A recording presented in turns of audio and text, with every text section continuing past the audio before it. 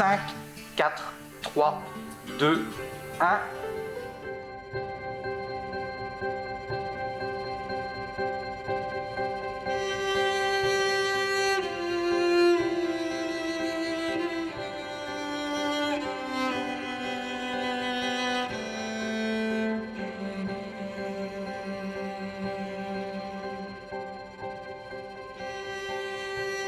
Nous avons donc eu 3 messes dans ces studios ici à Keyworld, 3 expériences très différentes chacune.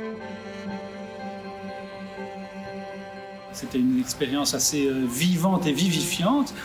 L'impression évidemment c'est tout d'abord très intéressant et très sympathique puisqu'on découvre une réelle proximité avec les téléspectateurs malgré le fait qu'il n'y ait pas d'assemblée. Mais en tout cas on a eu de très nombreux retours.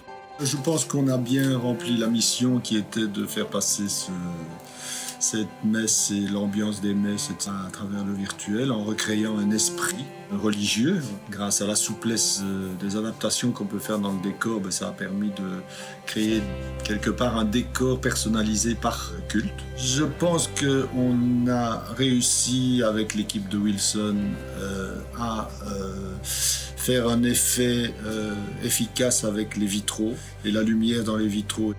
Alors le décor est évidemment très agréable, très lumineux. Ça permet de prendre de la hauteur, de l'amplitude et ça permet aussi une réalité tout autre.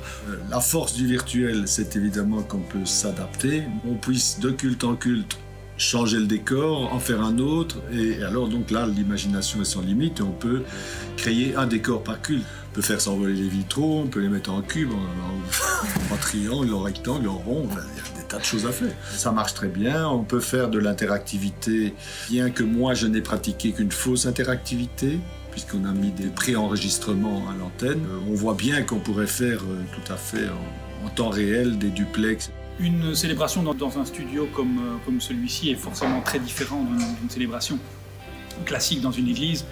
Ici, on maîtrise beaucoup plus les éléments, ce qui nous permet d'avoir un produit plus juste, plus fin, qui colle à ce qu'on souhaite. Et donc ici, on est arrivé vraiment, je pense que ça a bien marché, à avoir une réelle interaction avec les téléspectateurs. Je pense aussi que le nouveau moteur qui est utilisé ici, contrairement à l'ancien, est évolutif.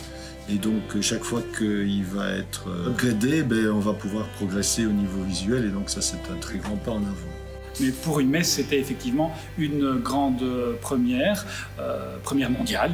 Il y a déjà eu des messes à l'époque en studio, à la RTBF, mais ce que l'on peut retenir, c'est que pour ces 3 célébrations confinées, nous y sommes arrivés en tout cas. Il y a eu de belles interactions, je pense.